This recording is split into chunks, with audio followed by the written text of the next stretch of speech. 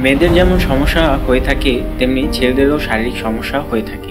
যেমন একটি ছেলে বলেছে সে প্রতি রাতেই ঘুমের মধ্যে উত্তেজনামূলক স্বপ্ন দেখত এবং সকালে উঠে দেখত তার প্যান্ট ভেজা। এটা আসলে বীর্যপাত, যা যৌন সঙ্গমের সময় হয়ে থাকে।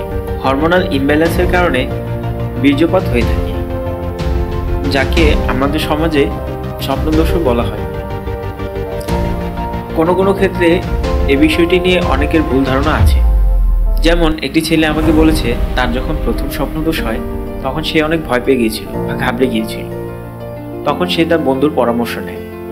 তার বন্ধুকে বিষয়টি খোলাখুলি শেয়ার করলে তখন তার বন্ধু তাকে বলে কোনো এক বড় ভাইয়ের পরামর্শ নিতে বা পরিবারের কোনো বড় কারো পরামর্শ নিতে।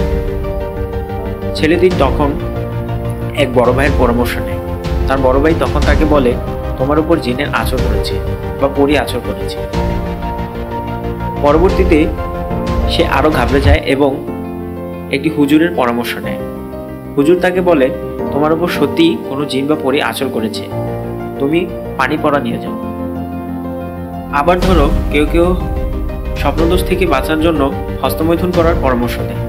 হস্তমৈথুন করার ফলে তৃপ্তি পাওয়া গেলেও এক পর্যায়ে এটা বদভ্যাসে পরিণত হয়।